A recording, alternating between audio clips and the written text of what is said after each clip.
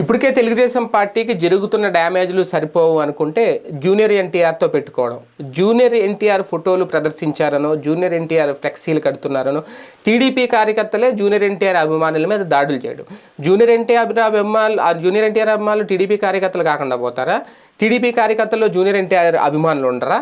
కొత్తగా ఉన్న పుట్టుకొస్తారా? వాళ్ళు వీళ్ళే కొట్టుకోవడం, దాని మీద అధిష్టానం పెద్దగా స్పందించకుండా చోద్యం చూడడం, అంటే ఇదంతా ఒక ప్రీ ప్లాన్డ్గా జరుగుతున్న కుట్ర, లేదంటే జూనియర్ ఎన్టీఆర్ని తెలుగుదేశం పార్టీలోకి మేము ఇంకా స్వాగతించాం అని ఇండైరెక్ట్గా చెప్పడమా?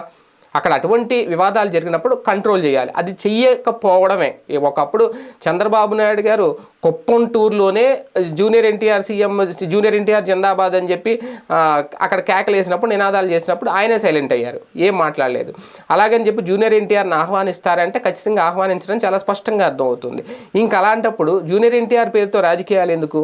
జూనియర్ ఎన్టీఆర్ అభిమానుల మీద దాడులు ఎందుకు? ఇది ఖచ్చితంగా తెలుగుదేశం పార్టీకి లాభం చేకూర్చి పెడుతుంది అని అనుకుంటే అతిపెద్ద పొరపాటి అంటున్నారు రాజకీయ విశ్లేషకులు. ఖచ్చితంగా దానివల్ల నష్టం తప్ప లాభం ఏమీ ఉండదు అనేది ఇప్పుడు అదే అతిపెద్ద ట్రోల్ అవుతుంది. 2024 ఎన్నికల్లో ఇప్పటికే చంద్రబాబు గారు చాలా రాంగ్ స్టెప్లు వేస్తున్నారు. పొత్తుల పేరుతోనో, లేదంటే సామాజిక సమీకరణాల పేరుతోనో, లేదంటే మెరుగైన సంక్షేమం జగన్మోహన్ రెడ్డి గారి కన్నా అద్భుతంగా మేము చేసేస్తాం, మేము సృష్టించగలిగే సంపద ఎవడూ సృష్టించలేడు అంటే అందరూ అదే అడుగుతున్నారు. మెరుగైన సంక్షేమం 2014 నుంచి 19 వరకు ఎందుకు చేయలేదు? అద్భుతమైన సంపద అప్పుడు ఎందుకు సృష్టించలేకపోయారు? ఇప్పుడు ఎక్కడి నుంచి తెచ్చేస్తారనేది వీళ్ళే చెప్తున్నారు. అప్పుల పాలు అయిపోయింది, రాష్ట్రం నాశనం అయిపోయింది, అప్పుల పాలు చేసేసాడు అనేది.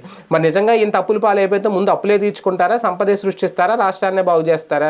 లేదంటే వీళ్ళు చెప్తున్నట్టు బస్సులు ఫ్రీ పెట్టో, లేదంటే అందరికీ నెల నెల పింఛన్లు ఇచ్చేసి, లేదంటే మహిళలందరికీ మహిళా శక్తి పేరుతో ఆ పథకాలు అన్నీ అమలు చేయడానికి వాటికే డబ్బులు ఎక్కడి నుంచి చేస్తారు అని అనుకుంటే ఉద్యోగుల కోరికలు ఉన్నాయి, అవన్నీ తీర్చాలి. ఇవన్నిటికీ సమాధానం లేదు. కానీ ఇప్పుడు మళ్ళీ మరొక కొత్త తప్పుతో రాజకీయాల్లో జూనియర్ ఎన్టీఆర్ అభిమానుల మీద, అక్కడ ఎవరైనా జై జూనియర్ ఎన్టీఆర్ అంటే వాళ్ళ మీద ఇమీడియట్గా దాడులు చేయడం, ఇది మరి కొత్త రాజకీయ క్రీడ అనుకోవాలా, చెత్త రాజకీయ క్రీడ అనుకోవాలా? ఆ పార్టీ ఆలోచించుకుంటే బెటర్.